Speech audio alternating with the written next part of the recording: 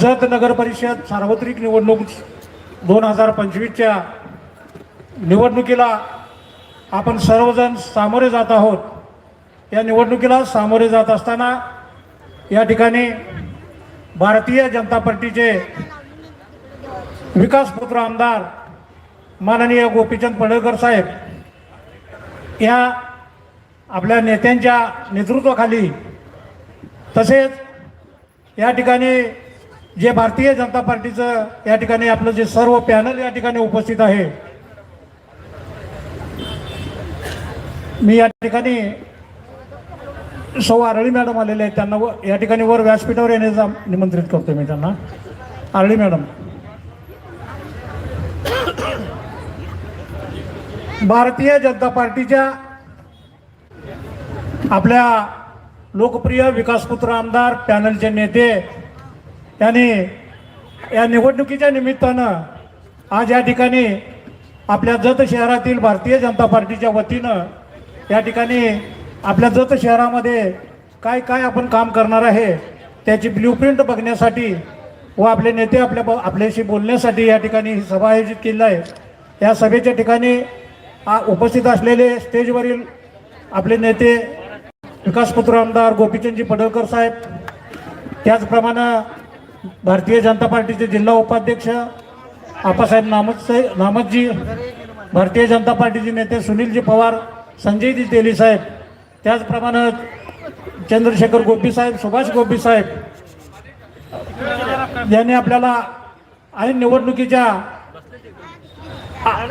सामोरं जात असताना ज्यांनी मोलाचं सहकार्य केले आणि मोलाचं सहकार्य आपल्याला आता देत आहेत आणि त्याने आमदार गोपीचंद पडळकर साहेबांचं नेतृत्व मान्य केले ते आदरणीय नगराच्या माजी नगराध्यक्षा शुभांगी बन्नेनवार ताई, त्याचबरोबर आमचे मित्र अशोकजी बन्नेनवार साहेब, आमच्या शहराचे अध्यक्ष, त्याचबरोबर त्या कार्यक्रमासाठी भारतीय जनता पार्टीचे सर्व पदाधिकारी या ठिकाणी उपस्थित आहेत। सौ आरळी मॅडम आहेत, त्यांचंही मी या ठिकाणी स्वागत करतो।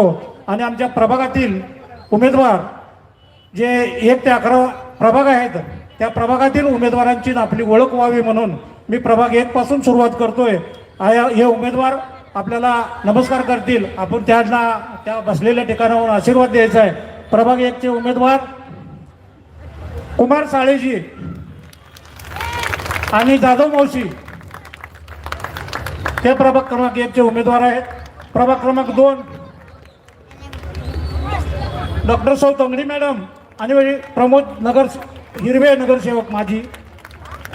प्रभाग क्रमांक 3 गौतम आयवाळे साहेब आणि पट्टणशेट्टी ताई। प्रभाग 4 सुभाषजी कांबळे आणि सौ हेमलता चव्हाण ताई। प्रभाग 5 आमचे प्रभाग 5 चे उमेदवार मडगार साहेब आणि यादव मॅडम। प्रभाग 6 विक्रमदादा ताड, संगीताताई सोनुले। प्रभाग 7 डॉक्टर प्रवीण वाघमोडे आणि बाबर मॅडम। प्रभाग 8 रवींद्र मानवर साहेब आणि कुंभारताई। प्रभाग 9 संतोषजी मोठे आणि स्वामीताई। प्रभाग 10 कुंभार भाऊ आणि बाबरताई। प्रभाग 11 मिथुनजी भिसे, सुप्रिया कोळीताई, नंदिनी मटपतीताई। हे आपले 1 ते 11 उमेदवार। नगराध्यक्ष पदाचे उमेदवार डॉक्टर राजेंद्र आरळी साहेब गेली 30 वर्ष भारतीय जनता पार्टीची अविरतपणे सेवा करून आज नगराध्यक्ष पदासाठी तुमच्याकडे आशीर्वाद मागतायत। त्याचबरोबर या नगर परिषदेसाठी उत्सुक होते, नगराध्यक्ष पदासाठी उत्सुक होते, नगरसेवक पदासाठी उत्सुक होते, पण त्यांना या ठिकाणी थांबावं लागलं। ते आमचे नेते परशुराम मोरे, अतुलजी मोरे, विशालजी प्रधान, सागरजी पाटील, प्रमोदजी डोळी हे उत्सुक होते, पण पार्टीच्या आदेशाप्रमाणे त्यांनी थांबायचं कबूल करून आणि आमच्या शहराच्या अध्यक्षा गाडगेताई या देखील उत्सुक होत्या आणि ही जाहीर नावं झाली, पण भारतीय जनता पार्टीतून उमेदवारी मिळावी म्हणून गोपीचंद पडळकर साहेबांच्याकडे आणि डॉक्टर साहेबांच्याकडे प्रचंड मोठी यादी आहे। ते सर्वजण त्यांची काही नावं आता घेणं शक्य नाही, त्याचबरोबर व्यासपीठावर आमचे शहराचे अध्यक्ष शहराचे पदाधिकारी तालुक्याचे भारतीय जनता पार्टीचे पदाधिकारी यांचं या ठिकाणी मी प्रास्ताविकाच्या माध्यमातून सहर्ष स्वागत करतो. आपला जास्त न वेळ घेता आपल्याला मान्यवरांना आपल्याला ऐकायचं आहे. या ठिकाणी परत एकदा आपण आपल्या भारतीय जनता पार्टीचे नेते आमदार गोपीचंद पडळकर साहेबांनी आपल्याला आवाहन केल्याप्रमाणे प्रचंड मोठ्या प्रमाणात आपण या ठिकाणी शहरातील सर्व पदाधिकारी भारतीय जनता पार्टीचे कार्यकर्ते शहरातील सुज्ञ नागरिक कार्यकर्ते यांचं मी या ठिकाणी सहर्ष स्वागत करतो आणि या पुढील कार्यक्रमासाठी सरदार भाऊंना विनंती करतो. त्यानंतर आमचे शहराचे अध्यक्ष अण्णाजी भिसे यांनी मार्गदर्शन करावं असं मी त्यांना विनंती करतो.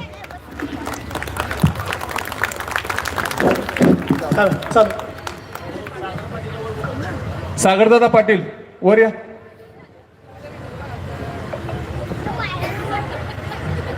आज या ठिकाणी जत नगर परिषदाची सार्वत्रिक निवडणूक 2025 ही ची रणधुमाळी जी चालू आहे, या रणधुमाळीच्या निमित्तानं आज आपली पहिलीच प्रचंड अशी भव्य सभा होताना मला दिसत आहे.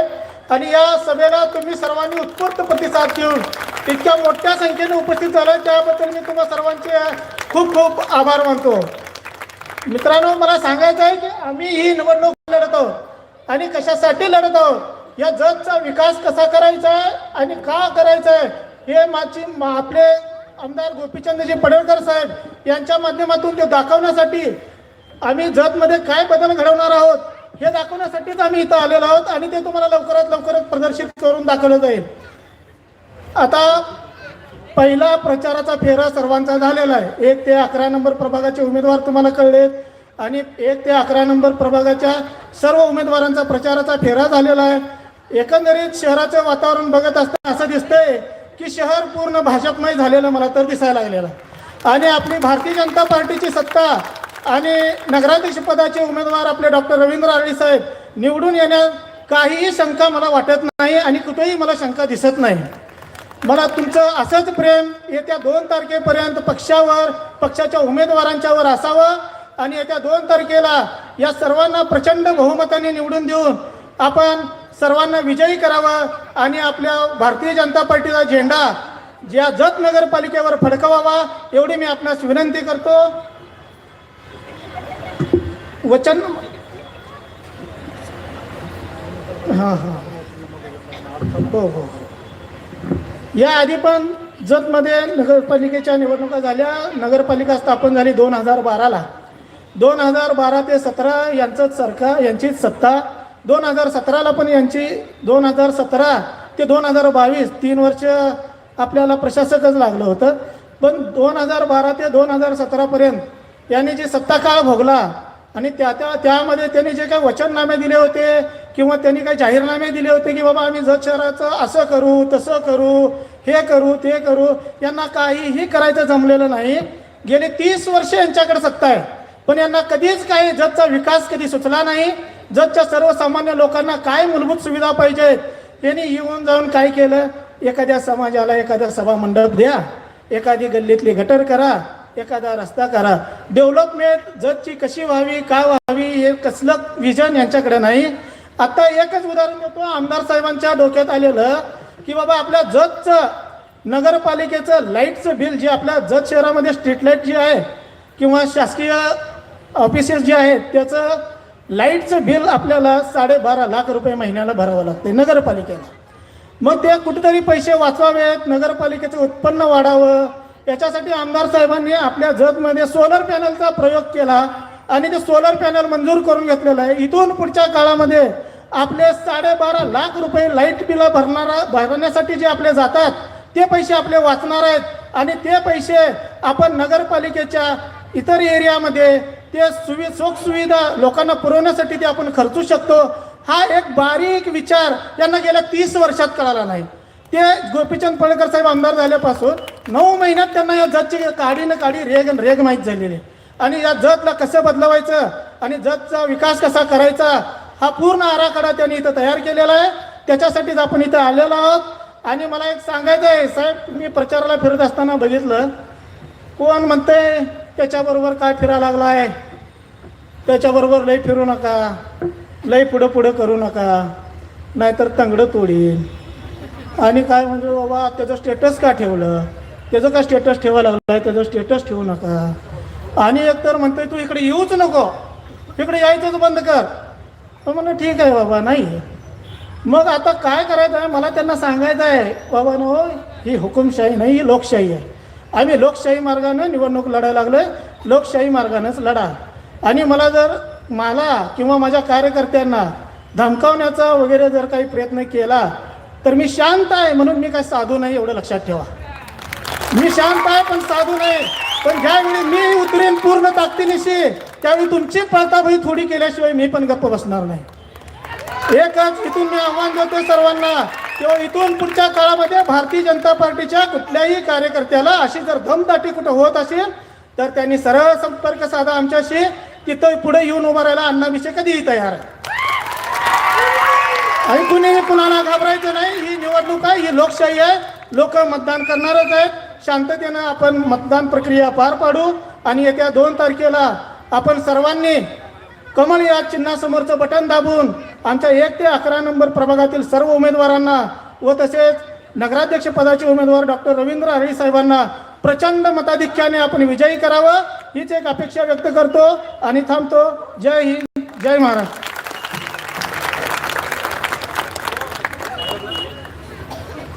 यानंतर नगराध्यक्ष पदाचे उमेदवार डॉक्टर आर्ली साहेब आपल्या सर्वांना मार्गदर्शन करतील. पुन्हा एकदा सर्वांना नमस्कार. व्यासपीठावर उपस्थित असलेले आपल्या जत नगरीचे आणि जत तालुक्याचे लोकप्रिय आमदार माननीय गोपीचंद पळकर साहेब, व्यासपीठावरील सर्व मान्यवर, किरण मामा शिंदे यांनी ज्यांची नावं घेतले ते सर्वजण, आणि मामांनी ज्यांची नावं घेतली नाहीत ते पण सर्वजण, आणि उपस्थित आपण मोठ्या संख्येनं उपस्थित असलेले बंधू भगिनींनो आणि मतदार कार्यकर्त्यांनो, खरं म्हणजे पंचवार्षिक इलेक्शनच्या आधी प्रत्येक प्रभागाला कोण कोण उभारणार अशी यादी तयार झाली आणि लोक मला येऊन सांगायला लागले की भारतीय जनता पार्टीचं जरा अवघड आहे आणि जास्तीत जास्त तुमचे 3-4 नगरसेवक निवडून येतील. मग आम्ही म्हणालो 3-4 राष्ट्रीय पक्ष आहे, एवढा मोठा पक्ष आहे, आत्तापर्यंत लोकांना समजायला वेळ लागला, आता लोकांना सगळं समजून चुकलेलं आहे. आम्ही म्हणायचो की प्रत्येक प्रभागामध्ये आपली लोक एवढ्या ताकदीनं उभी आहेत, 100% आपल्याला यश मिळणार आहे. लोकांना ते आधी पटत नव्हतं. खरं विशेष करून सर्व नगरसेवकांचं मी हार्दिक स्वागत करतो आणि त्यांचं अभिनंदन करतो की प्रत्येक जण पायाला भिंगरी लावल्यासारखं पळायला लागलेला आहे. संपर्क प्रचंड चांगला वाढवलेला आहे, लोकांच्या पर्यंत ते पोहोचतायत. भारतीय जनता पार्टीचे विचार घरोघरी चाललेले आहेत. गोपीचंद पळकर साहेबांचे सगळे निर्णय त्या लोकांच्या पर्यंत ते पोहोचवत आहेत. त्याच्यामुळं आत्ता परिस्थिती अशी झालेली आहे, 11 प्रभागामध्ये 23 नगरसेवक हे पूर्ण निवडून येतील असे काही जण बोलायला लागलेत. म्हणजे आधी थोडे 3-4 येतील, 4-5 येतील, मग 5-6 येतील म्हणणारे आता 23 म्हणायला लागलेत. याचा अर्थ जत शहरामध्ये बदलाचे वारे व्हायला लागलेले आहेत. अत्यंत प्रचंड वेगानं हे बदलाचे वारे व्हायला लागलेले आहेत आणि 2 डिसेंबरला सुनामी आल्याशिवाय राहणार नाही. आश्चर्याचा धक्का बसेल तुम्हाला. इतके नगरसेवक आणि अर्थात मी नगराध्यक्ष म्हणून निवडून हे 101% येणार आहे. ह्यात आता काहीही बदल होणार नाही. आणि मी सगळ्या लोकांना सांगतो, मी 2 वेळा उभारलो. एकदा माझे मिसेस उभारल्या नगराध्यक्ष पदासाठी, थोडक्या मतानं पडल्या. एकदा मी आमदार म्हणून उभारलो, तुमच्या दारात आलो. दोन्ही वेळा माझा पराभव झाला आणि आता लोक स्वतः म्हणायला लागलेत, डॉक्टर आता तुमच्याशिवाय पर्याय नाही. आणि मी सगळ्यांना सांगितलं की माझी ही शेवटची निवडणूक आहे. आता मी पुन्हा ह्या भानगडीत पडेन असं वाटत नाही. त्यामुळं तुम्ही ताकदीनं माझा प्रचार करून मला निवडून आणणं हे जत शहराची आणि आपल्या सर्वांची गरज आहे. त्यामुळे जास्तीत जास्त तुम्ही लोकांनी प्रत्येकाने, आता इथं 2000चा मॉब आहे. आता ह्या 2000च्या मावा आपल्याला मतदान साधारण एक 22-28 हजार मतदान आहे. त्यातले 22, 23, 25 होईल. तर 2000 लोकांनी प्रत्येकानी तुमच्या व्यतिरिक्त 10 ते 15 लोकांना हे पटवून दिलं तर 100% 20 ते 25 हजारापर्यंत आपले विचार पोहोचतील आणि 100% आपण निवडून येऊ. एवढं साधं गणित आहे. मग आता ह्यात काय, भारतीय जनता पार्टीला आणि कमळाला का निवडून द्यायचं? मी अनेक सभेमध्ये अनेक वेळा बोललेलो आहे की केंद्रामध्ये नरेंद्र मोदींचं सरकार आहे. 2014 पासून 3 वेळा भारतीय जनता पार्टी सत्तेवर आली. प्रचंड पद्धतीनं काम चालू आहे. देशभरामध्ये भारतीय जनता पार्टीची लाट आहे. अजून सुद्धा मोदी साहेबांची लाट ही अस्तित्वात आहे. मोदी साहेबांना मानणारा प्रचंड मोठा वर्ग आहे. मी ज्या प्रभागात गेलो ते म्हणायचे आम्ही फक्त नरेंद्र मोदी साहेबांना बघून इथं मतं टाकणार आहे. एवढा सगळा त्यांचं कार्य, लोक अजूनही त्यांच्याबद्दल प्रचंड त्यांच्याबद्दल विश्वास आहे. त्यांनी केलेली कामच तशी आहेत. त्यांनी हायवे असू देत, त्यांनी केलेले उज्ज्वल गॅस असू दे, शौचालयाचा विषय असू दे, महिलांचा विषय असू दे, प्रचंड मोठं काम त्यांनी केलं. त्याच धर्तीवर आपले मुख्यमंत्री फडणवीस साहेबांनी आपल्या संपूर्ण महिलांसाठी लाडकी बहीण योजना आणली आणि इतक्या मोठ्या प्रमाणात ती योजना यशस्वी झाली की त्यामुळं सगळ्याकडं जातोय त्या प्रभागामध्ये पुरुष कमी, खरं महिला प्रचंड संख्येनं अशा पद्धतीनं चित्र दिसायला लागलेलं आहे. आणि एक महिला, असं सांगितलं जातं, एक पुरुष जर शिकला तो त्याच्यापुरतं शिकतो, एक महिला शिकली की कुटुंब शिकतं. म्हणून या सगळ्या महिला आपल्या कुटुंबामध्ये भारतीय जनता पार्टीचे विचार रुजवायला लागलेले आहेत. म्हणून प्रचंड असं आम्ही ताकदीनं निवडणूक जिंकणार आहे. तिसरे आपले चंद्रकांत दादा, ते जिल्हा नियोजनामधून प्रचंड निधी या तालुक्यासाठी आणि शहरासाठी द्यायला लागलेले आहेत. आणि सगळ्यात महत्वाचं, हे तिघही निधी देणारे आहेत. आणि निधी आणणारा आपला एकदम सामर्थ्यवान, ताकदवान, लोकप्रिय आमदार गोपीचंद पडळकर साहेब आहेत. त्यांना कसा निधी आणायचा, कुठून आणायचा, कशा पद्धतीनं आणायचा हे सगळंच्या सगळं माहीत असल्या कारणानं कशातही आपली कमी पडणार नाही. परंतु निधी वापरणारा मात्र हा नगराध्यक्ष भारतीय जनता पार्टीचा असला तरच हे पैसे वापरता येणार आहेत. दुसऱ्या पार्टीचा, पक्षाचा असून उपयोगाचं नाही. मग साहेब ते काय म्हणालेत माहितीये का, आतापासून सुरुवात करूया म्हणे, नगराध्यक्ष निवडून द्या, मग आपण आमदार निवडून देऊया, मग आपण पालकमंत्री निवडून देऊया, मग आपण मुख्यमंत्री निवडून देऊया. मग आमच्या त्यावेळी सगळ्यांचे आपण सगळे फोटोच जायला लागेल त्यावेळी. म्हणजे त्या लोकांना काय म्हणून मतं मागायची हा मोठा प्रश्नचिन्ह उभा आहे. म्हणून आता अण्णा पेशेंनी सांगितलं की लोकांना दमदाटी द्यायची. तू इकडं दिसलास तर बघ म्हणायचं, तिकडं दिसलास तर बघ म्हणायचं. अशा पद्धतीचं हे कोणीही आता खपून घेणार नाही की भारतीय जनता पार्टीचे आपल्याला इतके ताकदवान आमदार सगळे भेटलेले आहेत. त्यामुळे कुणी काळजी करायचं कारण नाही. त्यामुळे हा मुद्दा अत्यंत महत्वाचा आहे. दुसरा मुद्दा की डॉक्टर आरळेंनी काय केलं, आता विचार करा. 1995ला सामाजिक कार्य म्हणून लायन्स क्लबची स्थापना केली. 200-300च्या वर एड्सवरची व्याख्यानं दिली. घरटी जाऊन लोकांना एड्स म्हणजे काय ते सगळं अगदी बेंबीच्या देठापासून समजून सांगितलं. हजारावरची व्याख्यानं दिली आम्ही वेगवेगळ्या विषयावर, महिलांच्यासाठी विशेषतः आरोग्यासाठी दिली. वयात येताना हा विषय मांडले. हे सामाजिक कार्य म्हणून मग मांडलं. हे दवाखाना व्यतिरिक्त केलेली कामं आहेत. अनेक आरोग्य शिबिरे घेतली. अनेक आरोग्य शिबिरांना गोपीचंद पडळकर साहेब उपस्थित होते. अनेक त्यांच्या उपस्थितीत कार्यक्रम घेतले. शिक्षक दिनाचे कार्यक्रम घेतले. लोकांच्या पर्यंत पोहोचत होतो. अनेक संस्था जतमध्ये उभ्या केल्या तरी लोकांना समाधान नाही. लोक म्हणतात डॉक्टर आरळीनं काय केलं. आणि निवडून आल्यानंतर मी 24 तास नगराध्यक्ष म्हणून नगरपालिकेत बसणार आहे आणि जतचा विकास आमदार गोपीचंद पडळकर साहेबांच्या ह्यानं करणार आहे. साहेबांसारखा भक्कम माणूस आपल्याबरोबर गाठ पडल्यानंतर जतचा विकास आता काय फार लांब राहिलेला नाही आहे. त्यांच्या भाषणात ते सगळं सांगतील आणि ह्या डॉक्युमेंटरीमध्ये सगळं तुम्हाला दिसेल. आणि लोकांनी आतापर्यंत निवडूनच भारतीय जनता पार्टीला दिलं नाही. 13 वर्ष झालं नगराध्यक्ष भारतीय जनता पार्टीचा नव्हताच. आणि आता बदल झाल्याशिवाय जत शहराचा बदल होणार नाही. ताकदीनं हे तुम्हाला सर्वांना करावं लागेल.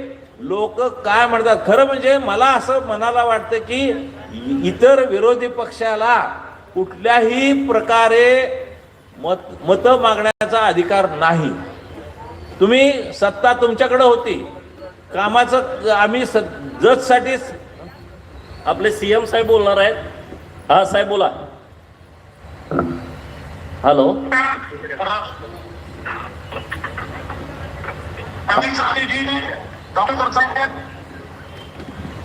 Hello sir. हॅलो.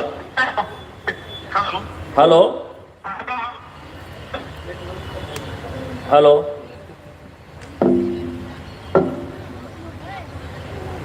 चालू द्या. सीएम साहेबांचा फोन होता, परंतु तो मध्ये रेंजचा प्रॉब्लेम, बहुतेक प्रवासात आहेत ते. त्यांच्या शुभेच्छा माझ्या पाठीशी आहेत, आमदार साहेबांच्या पाठीशी आहेत. हॅलो. हा द्या. हॅलो. हा साहेब. हा लागला. हॅलो. हा साहेब, लोक आहेत 2-3 हजार लोक पुढं. आमची सभा सुरू होती, तुमचा फोन आलाय. डॉक्टर आळी लावा साहेब. ना माईक. हा लावलाय. हा चला, सर्वांना माझा नमस्कार. आपल्याला कल्पना आहे नगरपालिकेच्या निवडणुकीमध्ये डॉक्टर आरे आपले भारतीय जनता पक्षाचे उमेदवार आहेत. डॉक्टर आरेंनी आपल्या जतमध्ये गेल्या अनेक वर्ष रुग्णसेवा केली आहे आणि सर्वांशी अतिशय जवळचे संबंध असलेले, एक स्वच्छ प्रतिमा असलेले, शिकले सवरलेले असे डॉक्टर आरेजी हे जर आपले आमदार गोपीचंदजी यांच्यासोबत नगराध्यक्ष म्हणून त्या ठिकाणी डबल इंजिनचं काम आपण सगळ्यांनी मिळून केलं तर निश्चितपणे खूप चांगलं काम तिकडे होऊ शकेल. आणि मी देखील पूर्ण मदत करून आपल्या शहराला चांगलं करण्याकरता जे काही लागेल ते निश्चितपणे करेल, आपल्याला विश्वास देतो. आपण सगळ्यांनी 2 तारखेला डॉक्टर आराई यांच्या कमळाची बटन दाबावी अशी आपल्याला विनंती करतो. धन्यवाद साहेब. धन्यवाद. आपण सगळे खरंच नशिबान आहोत.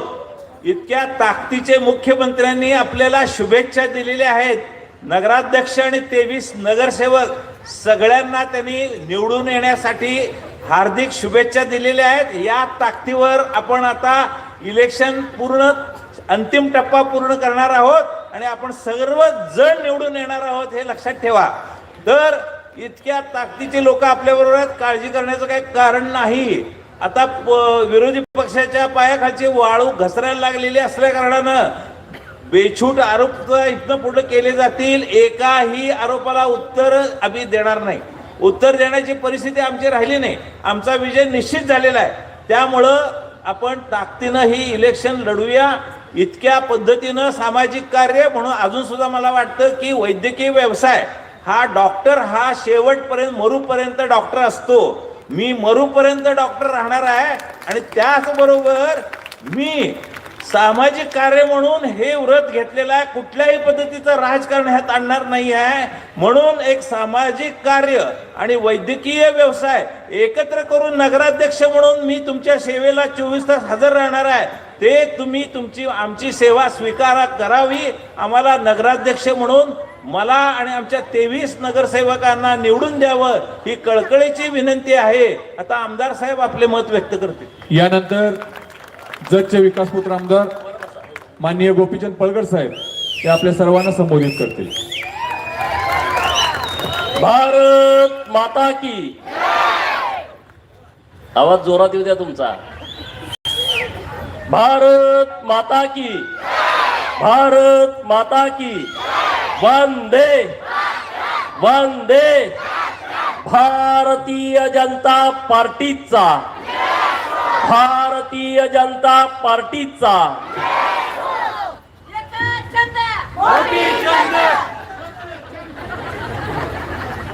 आज नगर परिषद जत निवडणुकीच्या निमित्तानं जत शहरातील मायबाप जनतेशी बोलावं, त्यांच्याशी चर्चा करावी, त्यांना विनंती करावी, या निमित्तानं आज या कार्यक्रमाचं आयोजन केलेलं आहे.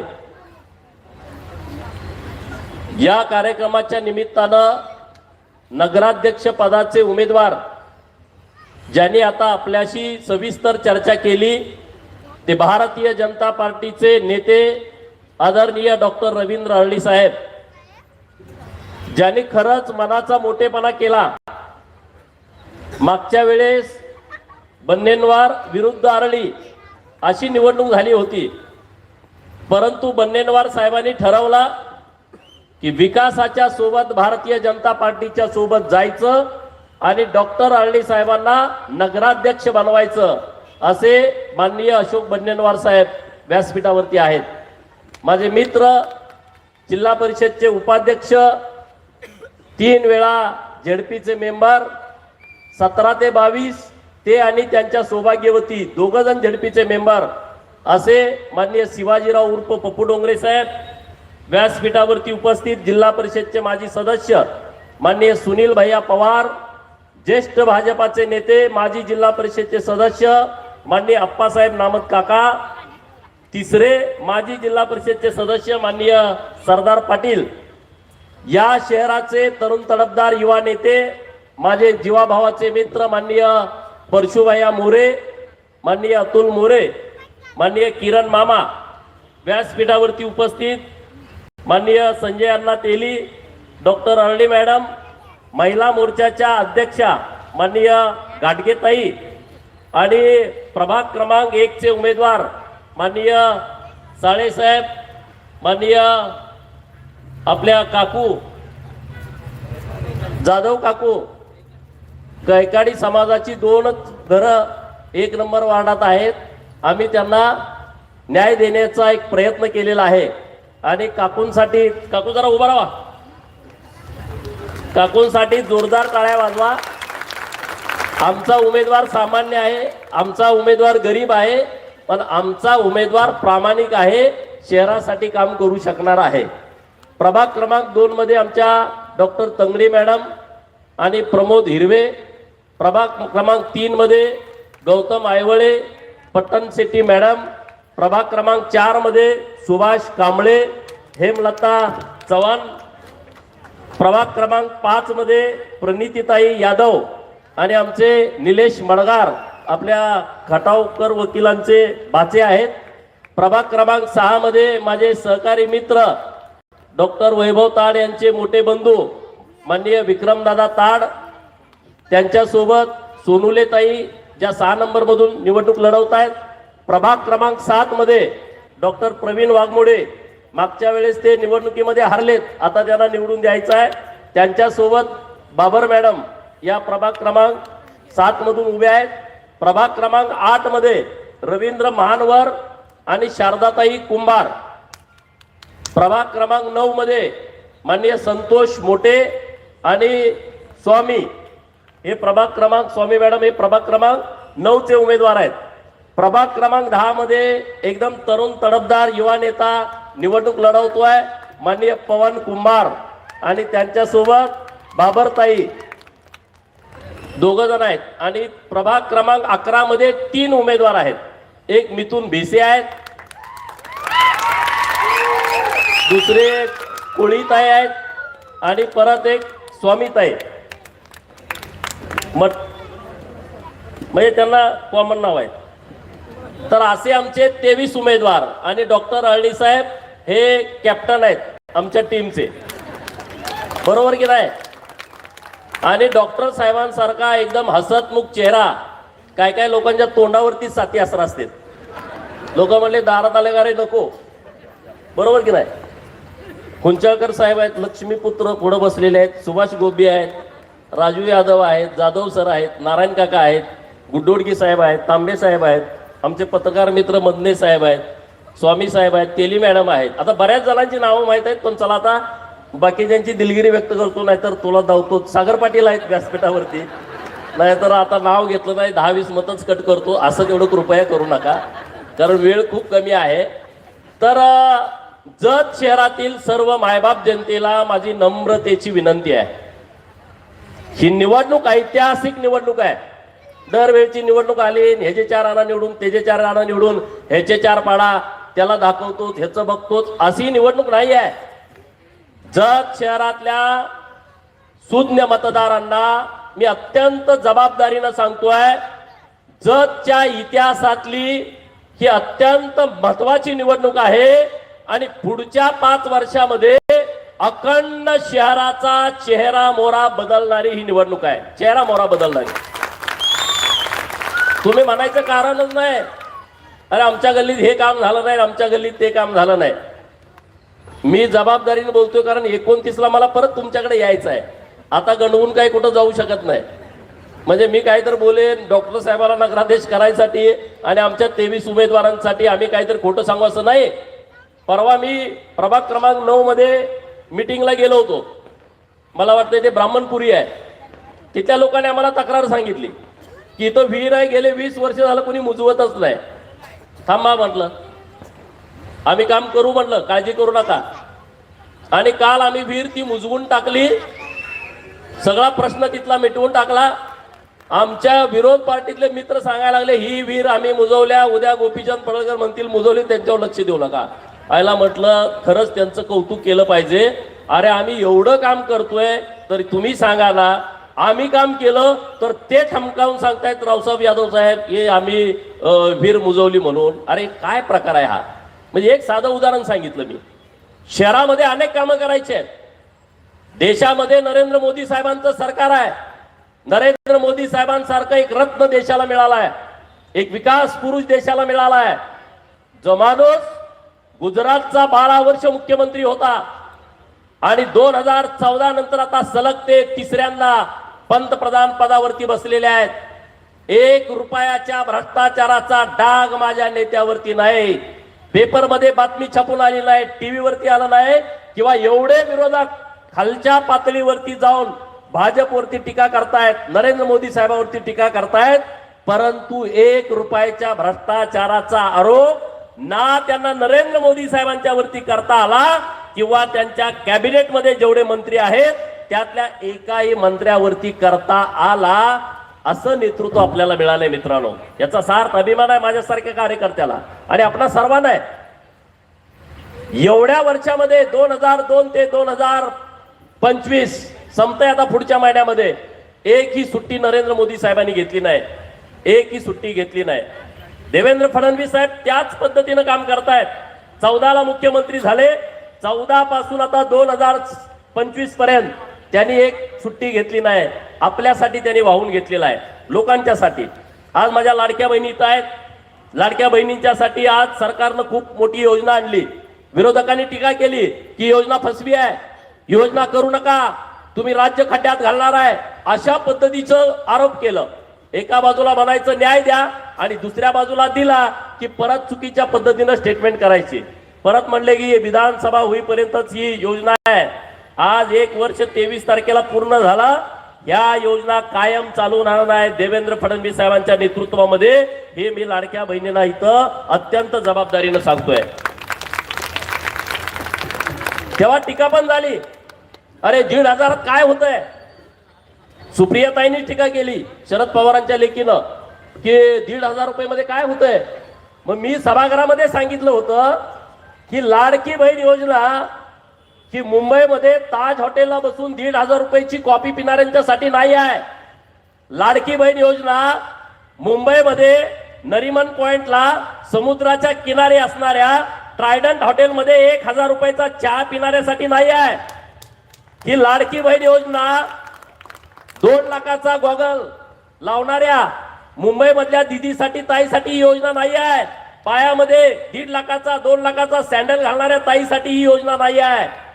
काकेमध्ये 70,000ची 80,000ची 2 लाखाची पर्स घेऊन फिरणाऱ्या ताईसाठी ही लाडकी बहीण योजना नाही आहे.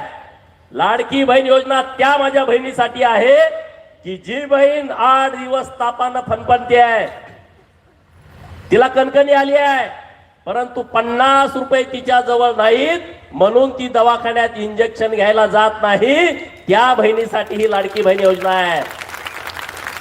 लाडकी बहीण योजना त्या माझ्या बहिणीसाठी आहे की जेव्हा ती घरामध्ये असते आणि शाळा सुटल्यानंतर पोरग पळत पळत पळत पळत येत आहे आणि आईला म्हणतोय आई आई आई आई मला 10 रुपये दे, मला आईस्क्रीम खायचं आहे, तेव्हा तिच्या पर्समध्ये 10 रुपये नसतात. तिचे डोळे पाणावतात, तिच्या डोळ्यातून अश्रू येतात की मी माझ्या पोराला 10 रुपये देऊ शकत नाही. त्या बहिणीसाठी ही लाडकी बहीण योजना आहे की आता शाळेतनं पोरग आल्यानंतर 10 काय 20 घे. ही सन्मानाची योजना आहे. ही सन्मानाची योजना आहे. ही मदत नाही आहे. ही स्वाभिमानाची योजना आहे. नवऱ्या पुढे हात पसरायची गरज नाही.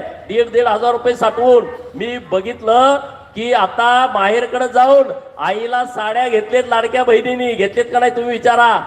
भावाला सुद्धा एक ड्रेस घेतलाय, वहिनीला एक ड्रेस घेतलाय. हे लाडकी बहीण ही सन्मानाची आणि स्वाभिमान जागृत करणारी योजना आपल्या राज्य सरकारनं माझ्या लाडक्या बहिणींसाठी आणलेली आहे. म्हणून देवेंद्र फडणवीस साहेबांच्यासाठी जोरदार टाळ्या आपण वाजवाव्यात, जोरदार. आणि योजना कंटिन्यू चालू राहणार आहे.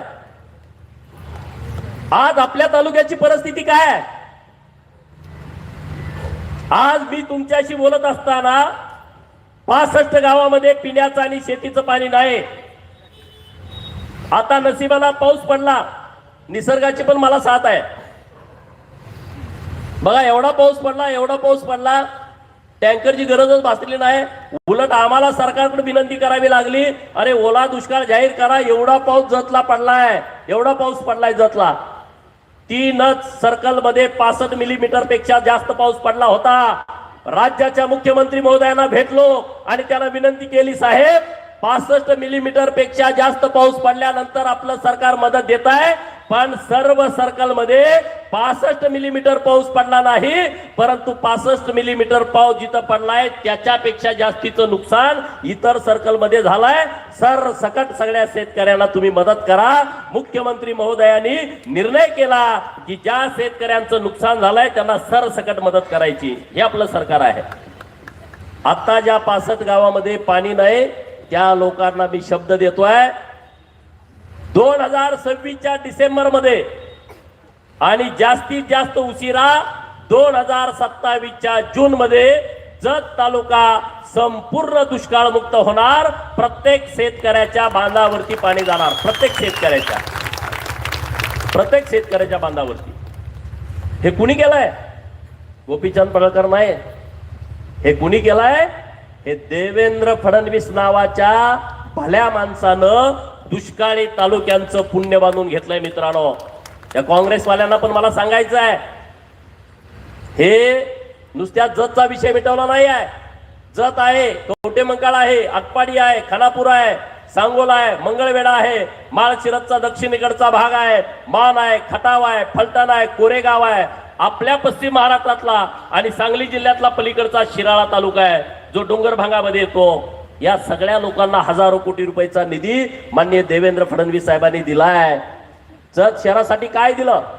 जत शहरासाठी पिण्याच्या पाण्याची योजना दिली. आज 8 दिवस पाणी येत नाही. फक्त पुढचे 4 महिने वेळ तुम्ही आम्हाला द्या, तुम्हाला 24 तास स्वच्छ पाणी घराघरात देण्याची व्यवस्था माननीय डॉक्टर अरळी साहेबांच्या नेतृत्वामध्ये आम्ही करतोय. आज त्या बहिणींना माहित आहे पाणी भरायचं काय त्रास होतो. मी काल बैठकीला गेलो होतो, त्या बहिणी म्हणल्या आम्ही लग्नाला जात नाही, ज्या दिवशी पाणी यायचं आहे लग्नाला गेलं आणि पाणी आलं तर करणार काय, परत 8 दिवस पाणी येत नाही. एखादा पाहुण्याचं मयत झालं आणि तिकडं पाहुण्याचं माती आहे आणि इकडं पाणी येण्याचं टायमिंग आहे, ती भगिनी मातीला जाऊ शकत नाही. ती म्हणते जर आज पाणी आलं नाही तर 8 दिवसांना आमची परिस्थिती काय होईल. बरं, ज्या लोकांच्याकडे घर आहेत, ज्या लोकांच्याकडे पाणी साठवायची व्यवस्था आहे त्यांचं एक वेळ ठीक आहे हो, परंतु उमराणी रोडला माझी बहीण ज्या 10 बाय 10च्या पत्र्याच्या खोलीमध्ये राहते आहे, एकता नगर मधली माझी बहीण ज्या 10 बाय 10च्या खोलीमध्ये राहते आहे, तिकडं रस्त्यावरती माझा घिसाडी समाज निगडी रोडला 12-13 घरं रस्त्यावरती राहत आहेत इंदिरानगर मधली लोक, त्यांच्याकडे कुठं आहे पाणी साठवून ठेवायची व्यवस्था? 8-8 दिवस ते कसं करत असतील? ना त्यांच्याकडे हौद आहे, ना त्यांच्याकडे पाण्याची टाकी आहे, ना त्यांच्याकडे 2-4 बॅरेल आहेत, नाही आहे, 2 कळशे आहेत, एखादा पीप आहे, पाणी ठेवू शकत नाहीत. त्या सर्वांची काळजी भारतीय जनता पार्टीने घेतलेली आहे आणि त्या आता पाईपलाईनचं काम 70% पूर्ण झालंय. आम्ही जे बोलतो ते करतो आणि जे करता येत नाही ते आम्ही अजिबात बोलत नाही, ते आम्ही अजिबात बोलत नाही. आणि म्हणून या शहरासाठी आम्हाला काहीतरी करायचं आहे. सगळ्या पार्टीतल्या तरुण मित्रांना आवाहन करतोय, तुम्हाला जर जत तुम्हाला जर बघायचं असेल, जतचा संपूर्ण कायापालट जर तुम्हाला बघायचा असेल, पायाभूत सुविधांनी युक्त जत शहर बघायचं असेल तर तुम्ही आमच्या सोबत या. आणि जर त्यांच्याकडे विजन असेल, बिनधास्त त्यांच्या सोबत जावा. समोरच्या पार्टीकडे कुठलंही विजन नाही आहे, ते काहीही करू शकत नाही. अरे 10 लाख रुपयाचं ते गटार करू शकत नाहीत, शहराचं ते काय कल्याण करणार आहेत? हा विचार तुम्ही सगळ्या लोकांनी घ्यावा. अरे जी दादागिरीची भाषा बोलतायत. आमचा जवळचा मित्र पोरगा पुढे उभा राहिलाय, सागर पडळकर, वार्ड नंबर 2 मध्ये इच्छुक होता. त्याला म्हणे सकाळी कुणीतरी धमकी दिली, तुझं बघतो, तुझं करतो, मार्केटमध्ये तुझा 1 नंबरला गाळा आहे. अरे मार्केट कमिटीच्या जोरावरती दादागिरी करणाऱ्यांना मला सांगायचं आहे, 2 तारखेनंतर 15 दिवसाच्या आतमध्ये तुमचं दुकान बंद करतोय आणि जतची मार्केट कमिटी वेगळी करतोय. आम्हाला धमक्या द्यायच्या भानगडीत जाऊ नका कुणी. हे जतची मार्केट कमिटीमध्ये जो भ्रष्टाचार सुरू आहे ना, अरे त्याची फाईल आता पूर्ण पुटअप झालेली आहे. पनम मंडळाची फक्त बैठक बाकी आहे. मंत्री महोदयांना वेळ नव्हता म्हणून तुम्ही वाचलाय, नाहीतर आचारसंहितेच्या पूर्वीच इथं प्रशासक येत होता. पण मी आज तुम्हाला जाहीर शब्द देतो, 8 तारखेला अधिवेशन चालू होतंय नागपूरला. मी अधिवेशनामध्ये आहे, मला दुसरं काम काय नाही. सगळ्या फायला फिरवून घेतो, मीटिंग घेतो आणि तुमचा बाजार उठवतो. तुम्ही धमक्या देता का लोकांना? तिथं चांगला प्रशासक आणतो आणि तुम्हाला मी विश्वास देतो की जतची मार्केट कमिटी नंबर 1 पश्चिम महाराष्ट्रामध्ये पुढच्या 5 वर्षामध्ये असणार आहे. नंबर 1. अरे कर्नाटक बॉर्डरवरचं आपलं गाव आहे. पहिला मार्केट कमिटी कसली असली पाहिजे? कोंबडी कापून खायचे धंदे करता, अंडी खायचं सोडून, हा? आणि तुम्ही आम्हाला तत्व शिकवता. ही मार्केट कमिटी महाराष्ट्रामध्ये जे नामांकित घोड्यांचे बाजार होतात ना, सारंगखेड्याला, इंदापूरला, हे जे माळशिरसला, अकलूजला, जो तिकडं खंडोबाची यात्रा भरते, तिथं जो घोड्याचा मोठा बाजार भरतो, मी तुम्हाला शब्द देतो, मी मागच घोड्यांच्या व्यापाऱ्यांची आमच्या मित्रमंडळींना बोलायला लावलं होतं आणि त्यांना तयार पण केलं होतं. पण निर्णय व्हायला उशीर झाला. आता निर्णय झाल्याच्या नंतरचा घोडे बाजार हा आपल्या जत मध्ये भरवला जाईल. जत मध्ये भरायची व्यवस्था करतो. सगळ्यांना बघू द्या जत कसं आहे आणि त्यांना चांगल्या सुविधा आम्ही देतो, चांगल्या सुविधा देतो. आता आम्ही आज तुम्हाला बोलवलंय कशासाठी? आम्हाला एक प्रेझेंटेशन द्यायचं आहे. आम्ही काही मुद्दे यामध्ये घेतलेत. सगळे मुद्दे आम्हाला घेता आले नाहीत वेळेच्या अभावी. यामध्ये स्मशानभूमीची सातारा रोडची आहे, त्यामध्ये आम्हाला दाखवता आली नाही, पण त्याचं डेव्हलपमेंट आम्ही करणार आहोत. आज अंतर्गत रस्त्याच्या बाबतीमध्ये 150 कोटीचा आराखडा केलाय. कुठली गल्ली बोळामध्ये कॉन्क्रीट पडलं नाही, विस्तारित भागामध्ये कॉन्क्रीट पडलं नाही, असं अजिबात होणार नाही. प्रभाग क्रमांक 10 सगळी नवीन लोक राहायला आलेत. प्रभाग क्रमांक 8चा पलीकडचा भाग, प्रभाग क्रमांक 7च्या वाड्या वस्त्या, प्रभाग क्रमांक 6च्या वाड्या वस्त्या, प्रभाग क्रमांक 1 मधला पलीकडचा भाग, प्रभाग क्रमांक 2 मधला भाग आणि प्रभाग क्रमांक 11चा पलीकडचा भाग, या सगळ्या ठिकाणी कॉन्क्रीट रस्ते देण्यासाठीचा आराखडा आम्ही तयार केला आहे. जास्तीचं मी बोलत नाही, आणखी आपल्या सभा होणार आहे. पण तुम्हाला माझी विनंती आहे, तुम्ही आज जे काम हातात घेतलंय ते काम जतसाठी अत्यंत महत्वाचं आहे. ही राजकीय विषय नाही आहे हा. मित्रांनो, अनेक विषय आम्ही केलेले आहेत. आता किरण मामांनी चिठ्ठी दिली, तुम्ही मला आमदार केल्यानंतर आम्ही गप्प बसलो नाही. जतला माझ्या काय येतंय याच्यासाठी आम्ही रात्रंदिवस मेहनत करतोय. काहीतरी नवीन आपल्याला आलं पाहिजे. MH59 त्याचं एक उदाहरण आहे. कधी ते चालू होऊ शकतं. आता तुम्हाला सगळं बघितलंय, सगळी यंत्रणा लागलेली आहे. तुम्ही आता गाड्या बुक करा. MH59 ही जतची नवी ओळख आहे महाराष्ट्रात कुठेही गेलं तर. आज जत शहरामध्ये एक बस स्टँड आहे, डेपो आहे. उमदीसाठी नवीन बस स्टँड आम्ही प्रस्तावित केलाय, बस डेपो प्रस्तावित केलाय आणि संजय अण्णांना मी मगाशीच बघितलं, बहुतेक उमदीचं बस डेपो हा मंजूर झालेला आहे. पत्र मला आज किंवा उद्या मिळेल, रात्री मंजूर झालाय तो. नव्यानं काहीतरी करायची आमची संकल्पना आहे. आणि लोक म्हणतात जत दुष्काळ भूमी आहे. अरे 2 वर्षानंतर जतला दुष्काळ भूमी म्हणण्याची महाराष्ट्रामध्ये कुणाची हिंमत होणार नाही. जत ही दुष्काळ भूमी नाही, जत ही देवभूमी आहे, देवभूमी आहे. जत मध्ये जेवढी मंदिरं आहेत, मला वाटतंय देशात कुठंच नसतील एका तालुक्यामध्ये एवढी मंदिरं की जिथं लाखो लोक येत आहेत. लाखो लोक येणारा मंदिराचं ठिकाण जत एवढं कुठं नाही. उदाहरणार्थ यल्लामा देवी जत, अंबामाता जत, बिळूरचा काळ भैरव, उमराणीची जन्मस्थान धानमा देवी, तिकडं लक्ष्मीचं मंदिर आपल्या खलाटीला, ब्रह्मनाथाचं मंदिर आपल्या डोरलीला, नंतर इकडं कुंभारीला गेल्यानंतर सिद्धनाथाचं मंदिर, त्याच्या पुढे कोसारीत गेल्याच्या नंतर दुर्गा मातेचं मंदिर, बेवनूरला गेल्याच्या नंतर मसोबाचं मंदिर, तिथून इकडे बनाळीला आला तर बनशंकरी माता इतकी प्रसिद्ध आहे. तीर्थक्षेत्र ब मध्ये आता आपण समावेश केलाय. बिसन सिद्धेश्वर आपल्या अचकनहळ्ळी रोडचा, तिथून खाली गेल्यानंतर कोळगिरीचा भैरवनाथाचं मंदिर जे डोंगरामध्ये आहे, झाडीमध्ये आहे. वळसंग मध्ये तर 3 पवित्र मंदिर आहेत. संघ तीर्थ आहे, तिथं करीब्रह्म आहे, तिथं केंचरायाचं मंदिर आहे. नंतर मडीसिद्धाचं मंदिर आपल्या सेड्याला आहे. तिथून पुढे गेल्याच्या नंतर आपलं सोन्याला विठ्ठलाचं मंदिर आहे, प्रसिद्ध मंदिर आहे. महाराष्ट्रातल्या आणि कर्नाटकाचं पारधी समाजाचं देवीचं मंदिर आपल्या मेंढीगिरीला आहे, मरगुबाईचं. अख्खा कर्नाटक आणि महाराष्ट्रातला पारधी समाज तिथं येतो. आपल्या गुड्डापूरची धानमा देवी, कर्नाटक महाराष्ट्रातील लाखो लोक. मागच्या 4-5 दिवसापूर्वी यात्रा झाली. अरे डोळे दिपून जातील, असली मोठी यात्रा आपल्या गुड्डापूरला भरती आहे. परंतु कधी यांना निधी देता आला नव्हता. आम्ही 5 कोटी रुपयाचा निधी दिलाय, काम पूर्ण झालाय. नंतर संघची लायवा देवी, कागनरीची लायवा देवी, नंतर आमचा कुलाळवाडीचा म्हातारबा देव, खंडोबा देव कुलाळवाडीचा, किती मोठी यात्रा भरते. उमदीचं मलकार सिद्धाचं मंदिर, बेळोणगीचं मलकार सिद्धाचं मंदिर, नंतर अलमप्रभूचं मंदिर बालगावाचं आहे. कोणत्या माता आपल्या कोणते मंदिर आहेत. मोठेवाडीच्या मरगुबाईचं मंदिर मोठेवाडीच्या फॉरेस्ट मध्ये आहे, परंतु त्याला पैसा मिळाला नाही. आम्ही पैसा देतो ना.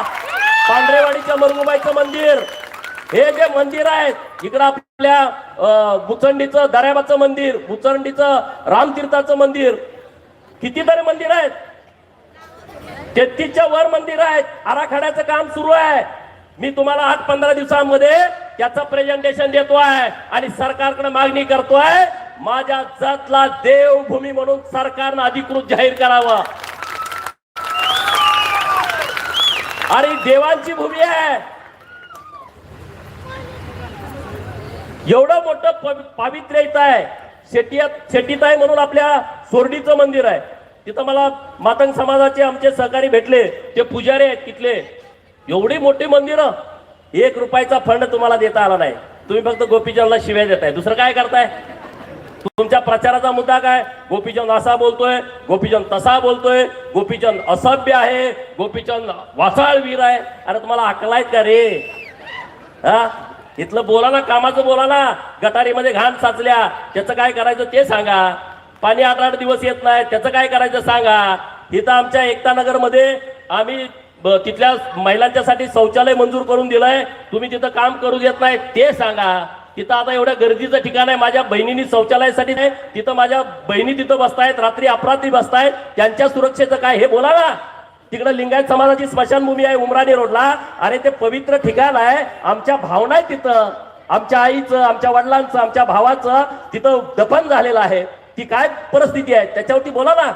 या डेव्हलपमेंटवरती बोला. यल्लामा मातेचं मंदिर एवढ्या वर्षापासून आहे, तिथं काय डेव्हलपमेंट आहे, तिथं काय परिस्थिती आहे, या विषयावरती कोणी बोलायला तयार नाही. ते काय बोलतायत, डॉक्टर दवाखान्याच्या बाहेर येत नाही. येतंय ना, आता खुर्चीवर बसल्यानंतर डॉक्टर येतंय. डॉक्टरची टेन्शन तुम्ही घेऊ नका. डॉक्टर काम करण्यासाठी आता त्यांनी ठरवलंय, मॅडमची त्यांनी लेखी परवानगी घेतलेली आहे. काही काळजी करू नका तुम्ही. मॅडम बेंगलोरला होत्या म्हणून बरं डॉक्टर तयार झालं. डॉक्टरांना म्हटलं मॅडम बेंगलोर आहे तोपर्यंत तुम्ही कौल द्या, नाहीतर मॅडम एकदम राजकारण्यावरती रागात आहेत. कारण मागच्या वेळेस त्यांना अनुभव आलेला आहे. विधानसभेचा अनुभव आलेला आहे आणि त्यामुळे एक चांगला माणूस, अरे वेल एज्युकेटेड माणूस आहे ना. MBBS MD अंकली गावातला एका सामान्य कुटुंबातला पोरगा मेरिट वरती MBBS ला जातो, MD होतो, या आपल्या जत मध्ये प्रॅक्टिस करतो, एक मोठं नामांकित हॉस्पिटल चालवतो, PMA चं मेडिकल कॉलेज उभा करतो. अरे महाराष्ट्राच्या कानाकोपऱ्यातली पोरं जतला आली ना, त्याला काय माहित होतं जत कुठं आहे काय आहे. आज ती मुलं इथं शिकायला येत आहेत, नर्सिंगचं कॉलेज आहे. आज ते राजकारणामध्ये तुम्ही सगळ्यांनी त्या खुर्चीमध्ये बसवलं ना, एक नंबरचं काम ते आणि आमचे सगळे सहकारी करणार आहेत, सगळे सहकारी. काही चिंता करू नका. आणि 23च्या 23 उमेदवार निवडून येणार आहेत. आज 27 तारीख आहे, 28, 29, 30 आणि 4 दिवस आमच्याकडे बाकी आहेत. विरोधकांना माझं सांगणं आहे, तुम्हाला काय करायचं ते करा. आमचे 23च्या 23 उमेदवार या शहरातली जनता निवडून आणणार आहे, त्यांना माहित आहे. बरोबर की नाही? बरोबर ना? कमी जास्त मोठं बोलायला लागलं नाही ना? नाही म्हणणार तूच बोलायला लागला, तूच एकट्याचं मतदान कर, असं नाही. मायबाप जनतेच्या पाठिंब्यावरती आम्ही. देवाभाऊंचा योगायोगानं फोन आला होता. डॉक्टर साहेबांच्या विषयी त्यांनी कसं भाष्य केलं बघा. अरे आपला माणूस माननीय मुख्यमंत्री महोदयांच्या जवळचा माणूस आहे. असा माणूस तुम्ही निवडून द्या ना. मला 50 कोटी दिले तर त्यांना 50 कोटी, मी त्यांनाही परत पाठवतो साहेबांच्याकडे. यंदा डॉक्टरना द्या की राहो. निधी आणायला माझा हात कुणी धरू नका. सगळ्या मंत्र्यांना विचारा. मी 10 वेळा त्यांच्या ऑफिसला जातो आणि माझ्या जजसाठी काहीतरी द्या असं त्यांना विनंती करतो, हात पाय धरतो त्यांचे. आता ही आपली गंधर्व नदी आहे. नदी आहे का ओढा आहे का नाला आहे कळतंय का हो? काल मी तिथं प्रभाग 4ची मीटिंग घ्यायला गेल्यानंतर भगिनी भेटल्या. कोण आहेत का इथं? त्या नाल्याच्या बाजूला राहतात, घाण वास मारतंय. काय परिस्थिती आहे, कसं राहत असतील? डास, मच्छर, वास. द्या आमचा नगराध्यक्ष निवडून. ही सगळी नदी याचं सुशोभीकरण तुम्हाला 2 वर्षाच्या आतमध्ये मी करून देतो. सुशोभीकरण पूर्ण. पर्यावरण मंत्री पंकजाताईंच्याकडून निधी आणता येतो त्या विषयाला आणि आम्ही त्याच्या पद्धतीची मागणी केलेली आहे. सांगायचं काय काय इतकं विषय आम्ही केलेले आहेत. आता मी जास्तीचं बोलत नाही. आम्ही एक प्रेझेंटेशन तयार केलंय. या शहरामध्ये डॉक्टर हळडी साहेब आणि आमचे 23 नगरसेवक निवडून आल्याच्या नंतर आम्ही काय करणार आहोत ही एक झलक आहे. AI च्या माध्यमातून आम्ही तयार केलंय. काय काय बिल्डिंग तुम्हाला वेगळ्या दिसतील, परंतु काय आमची संकल्पना आहे. नाही तुम्ही परत विरोधक म्हणाल ही बिल्डिंग 10 मजली कुठं आली जतमध्ये. त्यांना काय ते परत बारीक बघत बसणार, हे काय ते काय ठीक आहे. आमचा हेतू समजावून घ्या की 2 विषय आम्ही इथं मांडणी करतोय.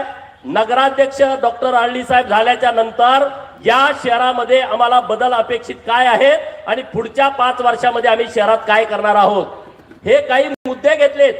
सगळ्या वार्डातले मुद्दे आले नसतील, रागाला येऊ नका. पण आमच्या वार्डातलं काय आलं नाही तुम्हाला धावतो असं काही करू नका. म्हणजे हे आम्ही फक्त उदाहरण म्हणून तुमच्या समोर आणलंय. प्रत्येक वार्डाला समान न्याय देण्याची आमची भूमिका आहे आणि त्यामुळं तशा पद्धतीचं प्रेझेंटेशन आहे.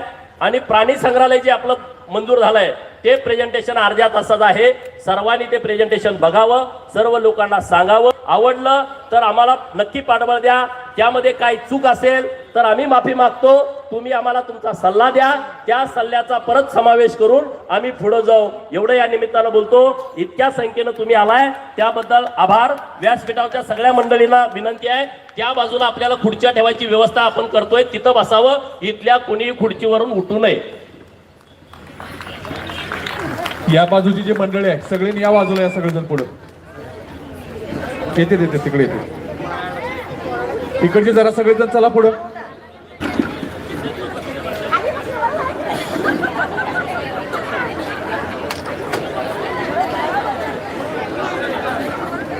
चला सगळेजण या बाजूला या.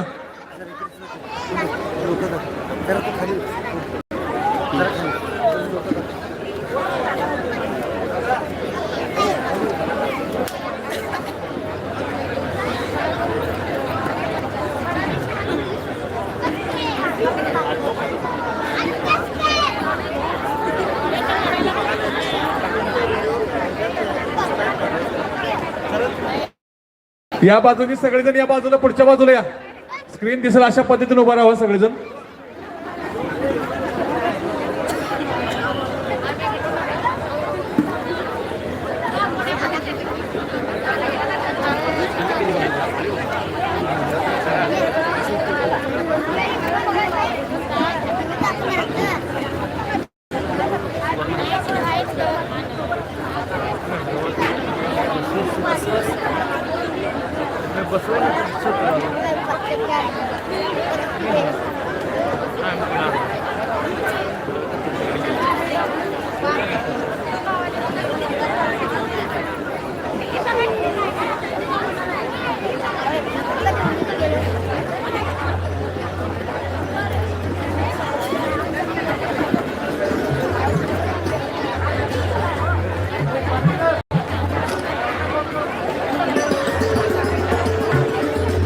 जरा उतरू देत खाली सगळे उतरल्यानंतर या लाईटा बंद कर.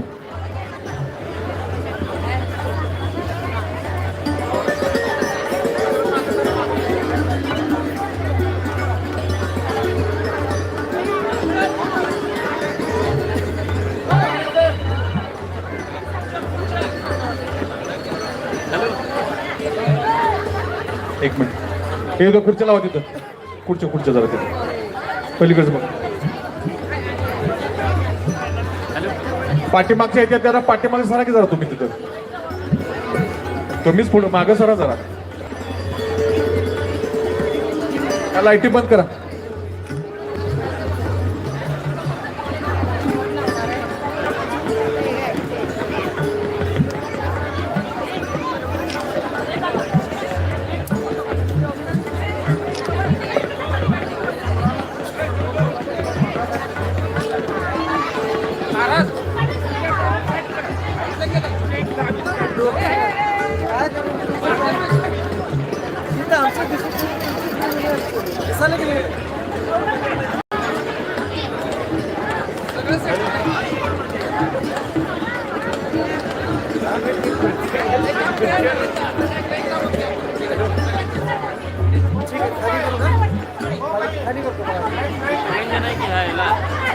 आता ही काय लेवल आहे कॅमेराच्या तुमच्यावर आहे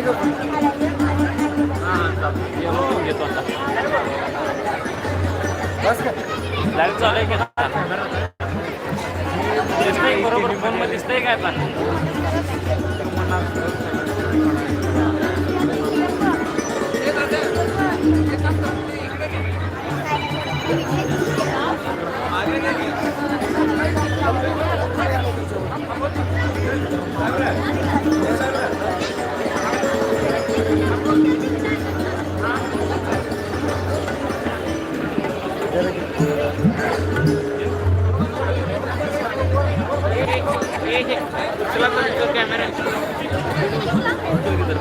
जरा तुझी तिकडे घे तुझं तिकडे घे त्यांचं दिसून हे काम करा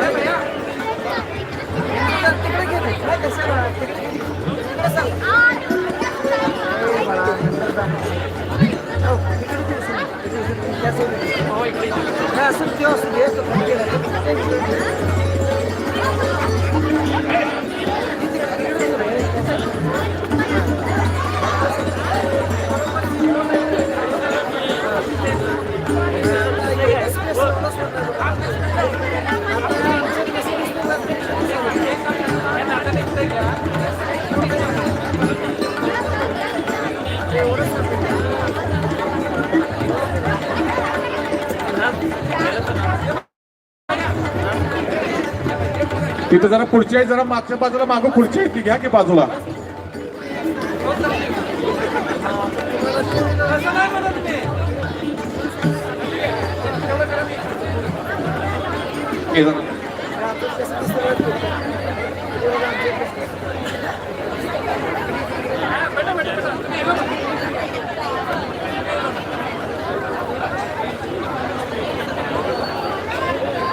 हे आश्रय बसायचं या खुर्चीबाई बसा मागं लोकांना त्याला अडचण येणार नाही.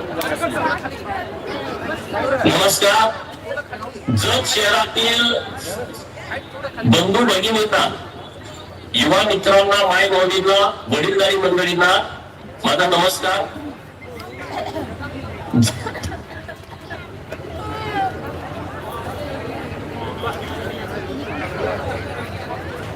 जत नगर परिषदेची निवडणूक लागलेली आहे. 2 डिसेंबरला मतदान आहे. या निवडणुकीला एक वेगळं महत्व आहे. ही निवडणूक ऐतिहासिक होणार आहे. ऐतिहासिक या कारणासाठी होणार आहे, जत शहरातील मायबाप जनतेने भारतीय जनता पार्टीचं संपूर्ण पॅनल निवडून दिलं तर विकासाच्या दृष्टिकोनातून अत्यंत महत्वपूर्ण कामं आम्ही करणार आहोत. यासाठी ही ऐतिहासिक निवडणूक आहे. जत शहराचा संपूर्ण कायापालट करण्याच्या दृष्टिकोनातून पायाभूत सुविधा निर्माण करण्याच्या हेतूनं आम्ही निवडून आल्याच्या नंतर जत शहरासाठी नेमकं काय करणार आहोत याची ब्लूप्रिंट आम्ही तयार केलेली आहे. आणि ती ब्लूप्रिंट, ते व्हिजन आम्ही आपल्या समोर मांडत आहे. मला विश्वास आहे की या शहराच्या विकासाच्या दृष्टिकोनातून केलेला आम्ही आराखडा जनतेला पसंत पडेल आणि तुम्ही सर्वजण डॉक्टर रवींद्र अरणी यांना नगराध्यक्ष म्हणून आणि 11 प्रभागामध्ये 23 भारतीय जनता पार्टीचे उमेदवार आपण मोठ्या फरकाने निवडून द्याल अशी अपेक्षा आहे. जय हिंद, जय महाराष्ट्र. आपल्या देशाचे पंतप्रधान सन्माननीय श्री नरेंद्र मोदीजी यांचे दृढ पाठबळ तसेच महाराष्ट्राचे प्रभावशाली व तडफदार मुख्यमंत्री श्री देवेंद्र फडणवीस साहेब आणि जत शहराचे विकास पुरुष आमदार सन्माननीय गोपीचंद पडळकर साहेब यांच्या अखंड प्रयत्नांमुळे आणि दूरदर्शी संकल्पनांमधून आपल्या जत शहराचा सर्वांगीण विकास वेगाने घडत आहे. आगामी काळात जत शहराच्या विकासाचा कायापालट कसा होईल, शहर कशा प्रकारे आधुनिक व सुंदर रूप धारण करेल, कोणते महत्वाचे बदल येणार आहेत, हे सर्व आपण 3D तंत्रज्ञानाच्या माध्यमातून अनुभवू शकतो. चला तर आमदार साहेबांच्या स्वप्नातील भविष्यातील उज्ज्वल, आधुनिक आणि सुंदर जत शहराची झलक 3D मधून पाहूया. नमस्कार. जत शहरातील सन्माननीय नागरिकांनो, आज आपण 3D आणि AI च्या माध्यमातून सुंदर गार्डन, आपल्या परिसराची शोभा वाढवणारं हरित स्वप्न या गार्डन मध्ये उभारलं जाणार आहे. वीर शिवा काशेत यांच्या शौर्याची आठवण जिवंत ठेवणारं अत्यंत आकर्षक स्मारक, त्यांच्या अद्वितीय पराक्रमाला अभिवादन करणारे. ही जागा लवकरच वॉर्ड क्रमांक 8 ची नवी ओळख आणि नवा अभिमान बनणार आहे. मोरे कॉलनीतील ही जागा सध्या ज्या स्थितीत आहे ती आपण पाहू शकतो, परंतु आमदार साहेबांच्या प्रयत्नांमुळे ही जागा आता नव्या रूपात खुलणार आहे. येथे अतिशय सुंदर, आधुनिक आणि सर्व सुविधांनी परिपूर्ण बसवराज गार्डन उभारलं जाणार आहे. विद्यानगर मध्ये असलेली ही जागा आता नव्या रूपात उजळून निघणार आहे. येथे लवकरच एक सुंदर, आधुनिक आणि मन मोहून टाकणारं विद्यानगर गार्डन उभारलं जाणार आहे. झाडांनी सजलेली हिरवीगार परिसर रचना, रंगीबेरंगी फुलांची शान, मुलांसाठी खेळणी आणि निवांत बसण्यासाठी आरामदायी बेंचेस, हे उद्यान नागरिकांसाठी एक आकर्षण ठरणार आहे. महात्मा बसवेश्वर चौकाचे सध्याचे रूप आपण पाहू शकतो, मात्र लवकरच या चौकाचे चित्रच बदलणार आहे. येथे महात्मा बसवेश्वर यांचे भव्य, पावन आणि आकर्षक असे स्मारक उभारले जाणार आहे. असे स्मारक उभारले जाणार असून संपूर्ण चौकाची नव्याने सुंदरपणे सुशोभीकरणाची कामे होणार आहेत. या चौकातील रस्तेही अधिक प्रशस्त आणि आकर्षक स्वरूपात उजळून दिसतील. मित्रांनो, आता पाहूया लक्ष्मीनगर परिसर. सध्या ज्या खाली मोकळ्या जागेची अवस्था आपण पाहत आहोत त्या ठिकाणी लवकरच एक भव्य आणि सुंदर लक्ष्मी गार्डन उभारण्यात येणार आहे. मुलांसाठी आकर्षक खेळणी, हिरवीगार झाडे व रंगीत फुलांची शोभा, व्यायामासाठी आवश्यक साधन सामग्री आणि निवांत बसण्यासाठी आरामदायी बेंचेस, या सर्व सुविधांनी सजलेलं हे उद्यान लक्ष्मीनगरची ओळख अधिक उजळून टाकणार आहे. सध्या महात्मा गांधी चौकाची आपण पाहत असलेली अवस्था लवकरच पूर्णपणे बदलणार आहे. या ठिकाणी महात्मा गांधीजींचे भव्य, अभ्यासपूर्ण आणि आकर्षक स्मारक उभारले जाणार आहे. यासोबतच लगतच्या रस्त्यांचेही सुशोभीकरण करण्यात येऊन संपूर्ण परिसर अधिक सुंदर, स्वच्छ आणि मनमोहक रूपात उजळून दिसणार आहे. जत शहरातील सन्माननीय नागरिकांनो, ही आहे सध्याची नगर परिषदेची इमारत. मात्र आमदार पडळकर साहेबांच्या अथक आणि दूरदर्शी प्रयत्नांमुळे जत शहरात भव्य, आधुनिक आणि सर्व सुविधांनी युक्त अशा नव्या परिषदेची इमारत उभारली जाणार आहे. या नवीन इमारतीमध्ये सर्व विभाग एकाच ठिकाणी सुव्यवस्थितपणे कार्यरत राहतील. शासकीय अधिकारी आपली कामे अधिक प्रभावीपणे पार पाडतील आणि नागरिकांची ही कामे वेळेत, सुरळीत आणि सुलभ पद्धतीने पूर्ण होतील. त्यानंतर छाया चौकाजवळ असलेला जुना पूल, या पुलाखाली आता स्वतंत्र, सुबक आणि स्वच्छ असे मटण व चिकन मार्केट उभारले जाणार आहे. त्यामुळे मटण विक्रेत्यांना योग्य जागा उपलब्ध होईल आणि रोजचे व्यवहार अधिक सोयीस्कर होतील आणि कोणत्याही प्रकारची अडचण न येता कामे सुरळीत पार पडतील. चिंगी बाबा मंदिराच्या समोर लोकमान्य टिळक यांचे सुंदर, भव्य आणि प्रेरणादायी स्मारक उभारले जाणार आहे. यासोबतच लगतच्या रस्त्यांचेही मनोहारी सुशोभीकरण करण्यात येईल.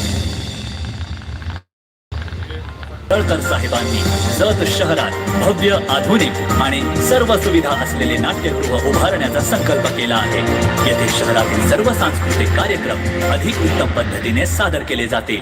कलाकारांना त्यांच्या कलेचा सराव, प्रयोग व सादरीकरणासाठी एक सुसज्ज व्यासपीठ मिळेल. कलेचा वारसा जिवंत ठेवण्यासाठी, कलाकारांना संधी देण्यासाठी आणि जतचा सांस्कृतिक दर्जा उंचवण्यासाठी हा ठाम निर्धार, हीच आमदार पडळकर साहेबांची दूरदृष्टी. आपण सध्या पाहत आहात ती जत शहरातील पंचायत समितीची विद्यमान इमारत. मात्र लवकरच या ठिकाणी भव्य, सुंदर आणि प्रशस्त अशी नवीन पंचायत समिती उभारली जाणार आहे. या नव्या इमारतीमध्ये नागरिकांसाठी सर्व आवश्यक सुविधा उपलब्ध असतील.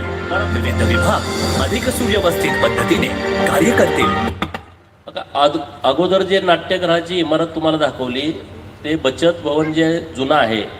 आपल्याला कुठलाही कार्यक्रम घ्यायचं म्हटलं तर आता आपल्याकडं शहरामध्ये इमारत नाही आणि म्हणून 24 कोटी रुपयाची आपण नाट्यगृहाची इमारत बांधतोय आणि पुढच्या महिन्यामध्ये त्याला मंजुरी मिळते. आता हे पंचायत समितीची इमारत आहे, याला 15 कोटी रुपये आपण मंजूर केलेले आहेत आणि त्याची 3D आपण जी इमारत होणार आहे त्याचं डिझाईन आपण दिलंय. हे AI च्या माध्यमातून तयार केलेली इमारत आहे. आता जी इमारत आहे ती फार जुनी आहे आणि त्याच्यासाठी आता निधी आपण मंजूर केलाय. पुढच्या महिन्यात त्याचं टेंडर होईल. 1 वर्ष 1.5 वर्षामध्ये ती इमारत तयार होईल. वीर शिवा काशीदांचं एक गार्डन आपल्याला दाखवलं. पहिल्या स्टार्टला एक नमो गार्डन तुम्हाला दाखवलं. ते नमो गार्डन आता मंजूर आहे. 1 कोटी रुपये आता मंजूर आहेत. ते कधीही काम चालू होऊ शकतं. म्हणजे आता आम्ही तुम्हाला सगळं दाखवतोय. असे प्रत्येक प्रभागामध्ये 11 प्रभागामध्ये 11 गार्डन करायची व्यवस्था आम्ही केलेली आहे. त्यामध्ये काही गार्डन दाखवले असतील. तुम्ही परत म्हणाल आमच्या वार्डाचा तिथं संबंधच नाही घेतला मग नाराज व्हाल. तर असं काही नाही. प्रत्येक प्रभागात किमान 1 कोटी रुपयाचं एक गार्डन, असं 11 कोटी रुपये आपण 11 गार्डनला उपलब्ध करून देतोय. आता मटनची दुकानं इकडे तिकडे आहेत.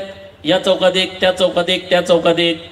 चिकनची दुकान इकडं, तिथंच कोंबड्या कापायच्या, तिथंच घाण टाकायची. तर आता आपण एक मटन मार्केट बनवतोय सेपरेट. जे काय मटणाची दुकानं असतील ती एकाच ठिकाणी, जी भाजीपाल्याची दुकानं असतील ती एकाच ठिकाणी, फळ मार्केट असेल ते एकाच ठिकाणी. रस्त्यावरती कुठल्या आता ताईंना त्रास होणार नाही. उन्हाचा त्रास, वाऱ्याचा त्रास, पावसाचा त्रास आणि गर्दी, तर हे सगळं बंद होईल. त्याच्यासाठीची पण आम्ही व्यवस्था केलेली आहे. पुढं काय बोलायचं झालं तर मी उठून बोलेन. करा. आणि नागरिकांचे सर्व कामे दूरदृष्टीतून जत शहरात नवोदय गार्डन उभारले जाणार आहे. सर्व सोयींच्या साथीने हे गार्डन संपूर्ण शहरासाठी आकर्षण ठरेल. इंदिरानगर मध्ये पात्र असणाऱ्या प्रत्येक उमेदवाराला घरकुल प्रदान केले जाईल. घरकुलची सविस्तर माहिती अशी असेल. 2011 पूर्वी ज्या लोकांची घरे सरकारी जागेत आहेत आणि ज्यांच्याकडे पाणीपट्टी, घरपट्टी, भरलेली पावती आहे किंवा लाईट बिलचा पुरावा आहे, त्या लोकांची घरे त्यांच्या नावावर करून मिळणार आहेत. आणि 2011 नंतर ज्यांची घरं सरकारी जागेत अतिक्रमित आहेत त्यांना फक्त घरकुल योजना मिळणार आहे. नागरिकांनो, काळजी कसली करताय? हेच आहे आपल्या आमदार साहेबांचे स्वप्न. प्रत्येक घराला घरकुल आणि प्रत्येक कुटुंबाला सुरक्षित छत, कला प्रदर्शन, नृत्य नाट्य सादरीकरणे अत्यंत शिस्तबद्ध आणि गौरवशाली वातावरणात आयोजित केले जाते. जत शहरातील सभ्य सन्माननीय नागरिकांनी हे सर्व आधुनिक बदल आपल्या शहरात होणार आहे आणि ते सर्व बदल करण्याचा दृढ निश्चय केला आहे. आपल्या शहराचे तडफदार विकास पुरुष आमदार सन्माननीय गोपीचंद पडळकर साहेबांनी जर आपलं शहर एवढं आधुनिक होणार असेल, सुधारणार असेल, तर आपलं कर्तव्य बनतं की आपण भाजप पक्षासोबत महाराष्ट्राचे तडफदार लाडके मुख्यमंत्री देवेंद्रजी फडणवीस साहेबांसोबत व आपले आमदार पडळकर साहेबांसोबत उभं राहिलं पाहिजे. तर लक्षात ठेवा, आपल्या भाजप पक्षाचे सर्व नगरसेवक आपल्याला जिंकवायचे आहे आणि जत शहराचा विकास झपाट्याने करायचा आहे. आपल्या जत शहरात नगर अध्यक्ष पदासाठी उभे राहिलेले उमेदवार सन्माननीय आरळी रवींद्र शिवशंकर हे आहेत भाजप पक्षाकडून उभे राहिलेले नगरसेवकासाठी इच्छुक उमेदवार नगराध्यक्ष आरळी रवींद्र शिवशंकर. प्रभाग 1 साळे राजकुमार कल्लाप्पा. प्रभाग 1 कैकाडी लक्ष्मीबाई आणप्पा.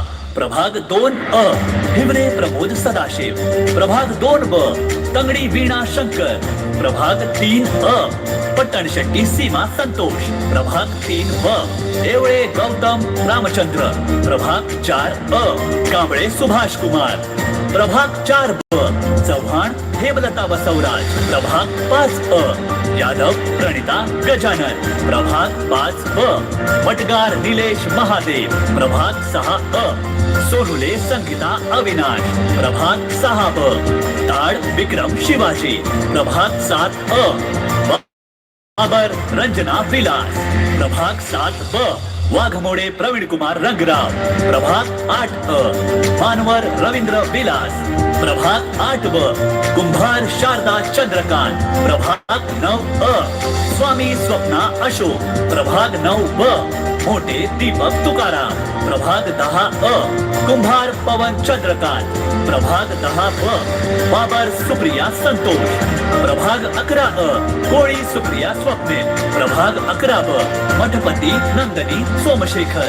भिसे मिथुन रमेश. हे आहेत आपल्या जत शहरातील नगरसेवकासाठी उभे राहिलेले इच्छुक उमेदवार. तर नागरिकांनो, जतचा विकास पाहिजे असेल तर जत नगर परिषदेवर भाजपाचा झेंडा फडकलाच पाहिजे व सर्व उमेदवार विजयी झालेच पाहिजे. सबका साथ सबका विकास. जय हिंद, जय महाराष्ट्र. नमस्कार. तर आता दुसरं नाव तोपर्यंत झालंय ना व्यवस्थित सगळं? म्हणजे आम्ही जो प्रयत्न केलाय तो तुम्हाला आवडला का? कुणा कुणाला आवडला हात वर करा. तुम्हाला विश्वास आहे ना? तुम्ही आम्हाला सत्ता दिल्याच्या नंतर आम्ही काही मुद्दे घेतले, ते सर्व विषय घ्यायचं म्हटलं तर तो पिक्चर तयार होईल आणि म्हणून आम्ही काही मुद्दे इथं घेतलेले आहेत की जर तुम्ही डॉक्टर साहेबांना नगराध्यक्ष आणि आमच्या 23 उमेदवारांना नगरसेवक म्हणून निवडून दिलं तर आम्ही अशा पद्धतीचा विकास करणार आहे. आणखी एक महत्वाचं पुढं प्रेझेंटेशन आहे 8 मिनिटात. आता जास्तीचा वेळ घेत नाही. तुम्हालाही भुका लागली असतील, मलाही लागले. आम्ही तर सकाळपासून जेवलोच नाही. एका लग्नातनं लाडू मागून खाल्लाय आम्ही. तर आता पुढचं आता जे प्रेझेंटेशन आम्ही तुम्हाला देतोय, जत मध्ये जे प्राणी संग्रहालय होणार आहे आणि ते प्राणी संग्रहालय तयार झाल्याच्या नंतर कसं होणार आहे ते AI चा व्हिडिओ नाही, तो 3D आहे की ज्या पद्धतीनं आम्ही मंजूर केलंय आता तुम्हाला दाखवतोय ते सेम तसंच होणार आहे प्राणी संग्रहालय. ते पण बघा आणि मग तुम्ही सर्वजण आम्ही 2 मिनिटं नंतर बोलू आणि तुम्ही मग जावा.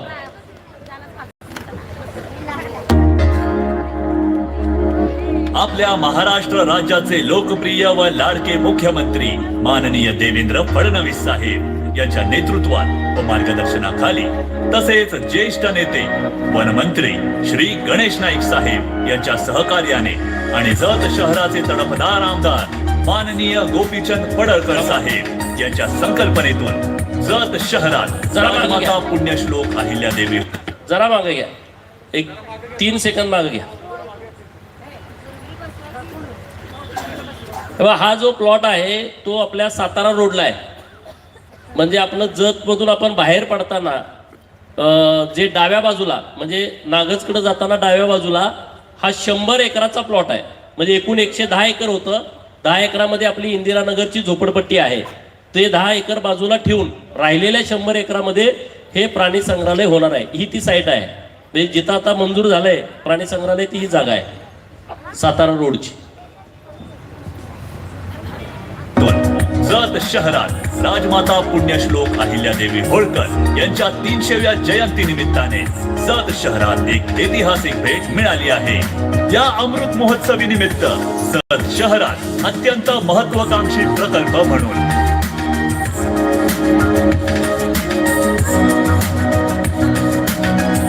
पुण्यश्लोक अहिल्यादेवी होळकर प्राणी संग्रहालय 100 एकर जागेमध्ये हे होणार कसं असणार आहे. आहे? याची मंजुरी मिळाली असून जवळपास 400 प्रकार.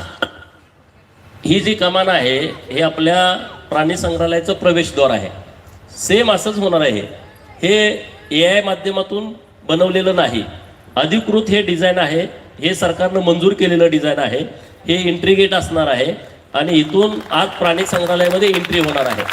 म्हणजे आज जे तुम्हाला आता आम्ही दाखवतोय ते प्रत्यक्षात 1.5-2 वर्षानंतर तुम्हाला ते प्रत्यक्षात बघायला मिळणार आहे. प्राणी यामध्ये असणार आहेत, जसे की हत्ती, सिंह, वाघ, जिराफ, बिबट्या, गोरिल्ला, चिंपांजी अशा अनेक प्रकारची माकडे, सुसर, मगर आणि 40 फुटाचे अजगर, वेगवेगळ्या प्रकारचे हरिण, काळवीट, कोल्हा, लांडगा अशा प्रकारचे अनेक प्राणी या प्राणी संग्रहालयात पाहायला मिळणार आहेत. हे संग्रहालय जत मधील नागरिकांसाठी एक मोठे आणि अभिमानास्पद भेट ठरले आहे. वन्यजीव संरक्षण, पर्यावरण संवर्धन आणि पर्यटन विकास याचा एकत्रित विचार करीत मंजूर झालेला हा महत्वाचा प्रकल्प जत शहरात विकासाची नवी ओळख आणि भावी पिढ्यांसाठी प्रेरणादायी असा ऐतिहासिक एक टप्पा आहे. आमदार गोपीचंद पडळकर यांच्या प्रयत्नातून जतकरांच्या मनात आनंद, डोळ्यात अभिमान आणि परिसरात विकासाची नवी चाहूल घेऊन येणारे हे प्राणी संग्रहालय म्हणजे जत मधील सर्वात मोठी अमृत महोत्सवी देणगी आहे. स्थळाची ओळख. प्राणी संग्रहालयासाठी प्रस्तावित स्थळ जत तालुका येथे असून ते सांगली जिल्ह्याच्या अंतर्गत येते. जंगल परिसर व विभागीय निकटता. हे स्थळ फॉरेस्ट डिपार्टमेंट ऑफ जत कार्यालयाजवळ जंगल परिसराला लागून आहे. रस्ते जोडणी व वाहतूक सुविधा. सदर स्थळ सांगली जत मेन रोड या प्रमुख मार्गाने जोडलेले असून दोनही बाजूंनी सुमारे 6 मीटर रुंदीचे अंतर्गत रस्ते उपलब्ध आहेत. प्रस्तावित क्षेत्रफळ. स्थळाचे एकूण क्षेत्रफळ 3,39,265 चौरस मीटर आहे. भौगोलिक आणि हवामानानुसार नियोजन. संग्रहालयाची रचना परिसराच्या भौगोलिक स्थिती व स्थानिक हवामानाचा अभ्यास करून विकसित करण्यात आली आहे. प्रजाती निवड. हवामान सुसंगतता. संग्रहालयात ठेवण्यात येणाऱ्या प्राणी व पक्षी प्रजाती हवामानाशी सुसंगत ठेवण्याचा विचार केला आहे. पर्यावरण पूरक आणि सामाजिक नियोजन. हा प्रकल्प पर्यावरण पूरक, सामाजिक दृष्ट्या उपयोगी आणि स्थानिक समुदायासाठी लाभदायक राहील अशा पद्धतीने नियोजित आहे. प्रवेशद्वार रचना. पर्यटक व वाहनांसाठी स्वतंत्र प्रवेश व्यवस्थेसह प्रवेश क्षेत्र प्रस्तावित आहे. वाहनतळ सुविधा. स्थळावर सुमारे 90 बस, 60 4 चाकी आणि 135 दुचाकी वाहनांसाठी वाहनतळाची सोय नियोजित आहे. तिकीट काउंटर व सामान ठेवघर. तिकीट काउंटर तसेच सामान ठेवण्यासाठी प्रवेशद्वाराजवळ स्वतंत्र ठेवघर विभाग नियोजित केले आहे. डिजिटल तिकीट तपासणी व सुरक्षा चौकी. संग्रहालयात डिजिटल तिकीट तपासणी प्रणाली आणि सुरक्षेसाठी वॉचमॅन कॅबिन प्रस्तावित आहे. स्मृतिचिन्ह दुकाने, महसूल वाढ. प्रवेशानंतर पर्यटकांसाठी स्मृतिचिन्ह आणि हस्तकला वस्तू उपलब्ध करून देण्यासाठी दुकाने नियोजित केले आहेत, ज्यामुळे प्रकल्पाचा महसूलही वाढेल. मार्गदर्शन व शैक्षणिक केंद्र. मोठ्या पर्यटक समूहांना शैक्षणिक माहिती मनोरंजनात्मक पद्धतीने देण्यासाठी मार्गदर्शन केंद्र नियोजित आहे. पक्षी प्रजातींसाठी 3 स्वतंत्र अधिवास. विविध पक्ष्यांसाठी 3 स्वतंत्र अधिवास विभाग प्रस्तावित आहेत.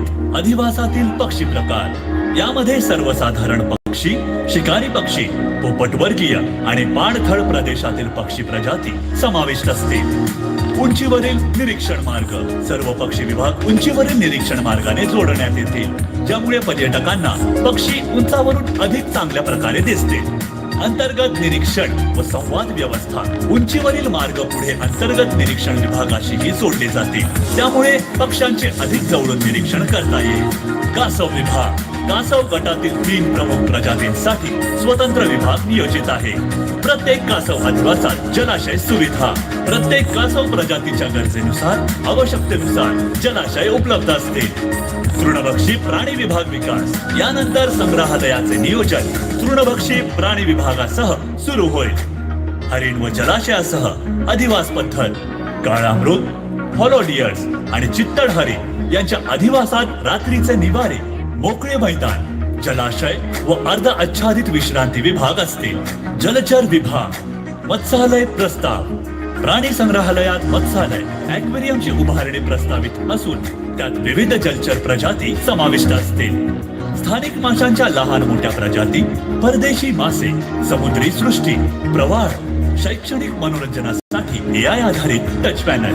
पुढील आकर्षक तृणभक्षी प्राणी झेब्रा. तृणभक्षी विभागामध्ये आकर्षण म्हणून झेब्रा प्रजातीचा समावेश प्रस्तावित आहे. सरीसृप विभाग, गुहेसारखी रचना.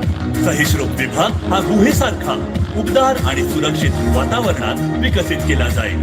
जिराफ निरीक्षणासाठी जवळून दृश्य व्यवस्था.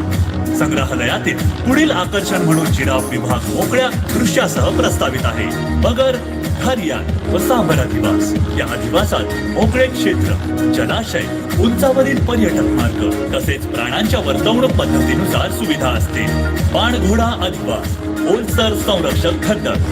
बाणघोडा विभागासाठी नैसर्गिक अधिवासाशी साधमर्य साधणारा प्रशस्त पाणथळ खंडक आणि सुरक्षित सीमा प्रस्तावित आहे. सिंह अधिवास रचना. सिंह विभागात रात्रीचे निवारे, विश्रांती क्षेत्र, अंतर्गत व बाह्य मोकळे विभाग, जलप्रपात असलेला जलाशय. कुत्रा कुटुंबातील 2 प्रजाती, कोल्हा व तरस. या विभागात कोल्हा आणि तरस या 2 प्रजाती ठेवण्याचे प्रस्तावित आहे. बिबट्या, लांडगा, गेंडा व निशाचर विभाग. बिबट्या व गेंडा विभाग त्यांच्या नैसर्गिक अधिवासासह आच्छादित जागा, उतार आणि मोकळ्या मैदानासह नियोजित केले आहे. निशाचर विभागात काही विशेष प्रजाती केवळ रात्री सक्रिय असल्याने त्यांचा विभाग गुहेसारखा विकसित केला जाईल. उलट दिवस रात्र चक्र अनुभव विभाग. या विभागात प्राण्यांचे दिवस रात्र चक्र उलट प्रणालीवर ठेवण्याचे नियोजन असून पर्यटकांना त्यांच्या रात्रीमध्ये हालचाली व वर्तवणूक अनुभवता येईल.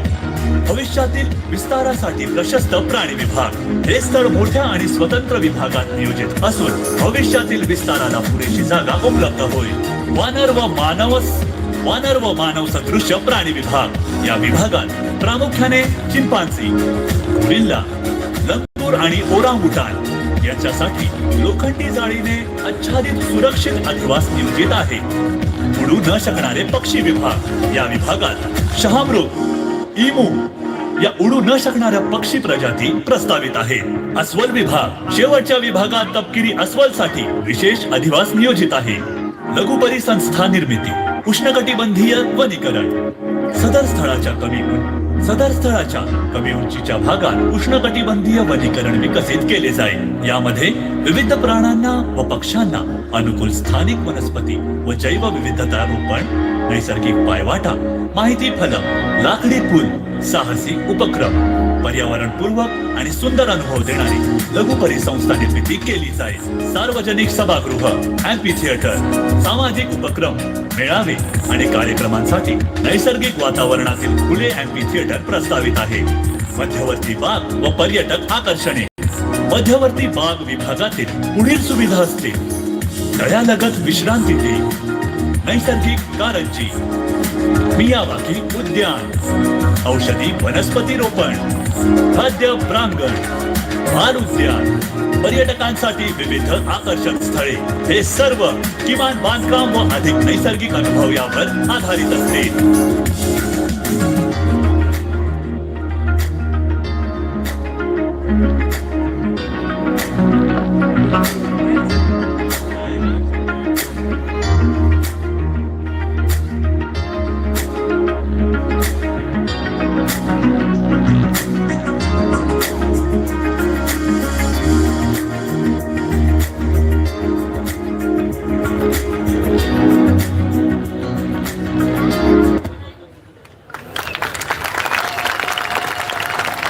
2 मिनिटं.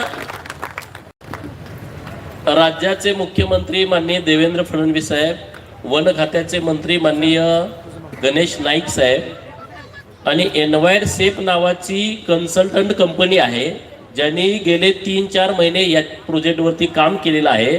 आपण जोरदार टाळ्या वाजवून त्यांचं मनापासून अभिनंदन करावं. हा प्रोजेक्ट पूर्ण व्हायला 1 वर्ष 1.5 वर्ष लागेल. म्हणजे आता आपलं टेंडर होईल, मंजुरी राज्य सरकारची मिळाली, केंद्र सरकारकडे फाईल जाईल. पण केंद्र सरकारकडे फाईल मंजुरीला जाताना आपल्याला टेंडर इथं करता येतं, काम चालू करता येतं. आनंदाची बाब ही आहे, 25 तारखेला हे प्रेझेंटेशन माननीय वनमंत्री साहेबांच्या समोर नागपूरला मांडलं की असं असं जतचा प्रस्ताव आलाय, तो मीटिंगमध्ये मंजूर झालाय आणि त्याचं प्रेझेंटेशन मंत्री महोदयांनी दिलं. मंत्री महोदयांनी निर्णय असा केलाय की राज्यातल्या प्रत्येक जिल्ह्यामध्ये एक मिनी प्राणी संग्रहालय करायचा निर्णय 25 तारखेला त्यांनी घेतलाय. पण ते 10 हेक्टरच्या आतमध्ये होणार आहे. 10 प्राणी पेक्षा जास्त आणि 100 पेक्षा कमी प्राणी त्या संग्रहालयात राहणार आहेत. पण आपल्या संग्रहालयामध्ये 400 प्रकारचे वेगवेगळे प्राणी राहणार आहेत. आता तुम्ही म्हणारे प्राणी संग्रहालय झाल्यानं आम्हाला काय फायदा होणार आहे? आपल्याला फायदा असा होणार आहे की आजूबाजूच्या 4-5 जिल्ह्यातली लोक पर्यटनासाठी जतला येणार आहेत. आता कशाला येत आहेत? यल्लामाच्या दर्शनाला येत आहेत. आता कशाला येत आहेत? बनशंकरीच्या दर्शनाला येत आहेत. पण ते दर्शन घेतलं लगेच निघून जात आहेत. त्याचा बेनिफिट आपल्याला होत नाही. रोज 2000 लोक बाहेरची लोक जतला येणार आहेत. किमान 1000 पेक्षा जास्त त्यांना फी असणार आहे हे प्राणी संग्रहालय बघण्यासाठी. जत करासाठी ती फी नसणार आहे. नाही तुम्ही म्हणा आम्हाला काय, जत नगर परिषदेच्या हद्दीतील जेवढी लोक आहेत त्यांच्यासाठीचा वेगळा नियम असणार आहे आणि तशा पद्धतीनं आम्ही तो प्रस्तावित करणार आहे. 2000 लोक जर जतला आली, समजा 2000 लोक दिवसभरात एक तर चहा पितील की नाही, 2000 गुणिले 10 रुपये, 20,000चा धंदा आपल्या इथल्या लोकांचा होईल. जर त्यांनी नाश्ता केला तेवढा धंदा वाढेल. जेवण केलं आणि समजा आता संध्याकाळी आले आणि प्राणी संग्रहालय बंद झालं, मग ते मुक्काम कुठं करतील? जतमध्ये कुठल्या तर हॉटेलला करतील. मग ते हॉटेल काय डॉक्टर आरडी साहेबांना माझं नाही, जतमधल्याच कोणाच तर असेल. ते कदाचित काँग्रेसवाल्यांचं असेल, ते कदाचित राष्ट्रवादीवाल्यांचं असेल, ते कदाचित भाजपवाल्यांचं असेल. तर सर्वांना त्याचा फायदा होईल. अशा पद्धतीचं आम्ही व्हिजन हे जत शहरासाठी केलंय. मायबाप जत मधल्या जनतेला डॉक्टर साहेब उभं राहा. आमची दोघांची हात जोडून विनंती आहे की तुम्ही आम्हाला संधी द्या, त्या संधीचं आम्ही सोनं करू. धन्यवाद. तुम्ही इतक्या मोठ्या संख्येनं या प्रेझेंटेशनच्या साठी उपस्थित राहिला त्याबद्दल भारतीय जनता पार्टीच्या वतीनं मनपूर्वक आभार.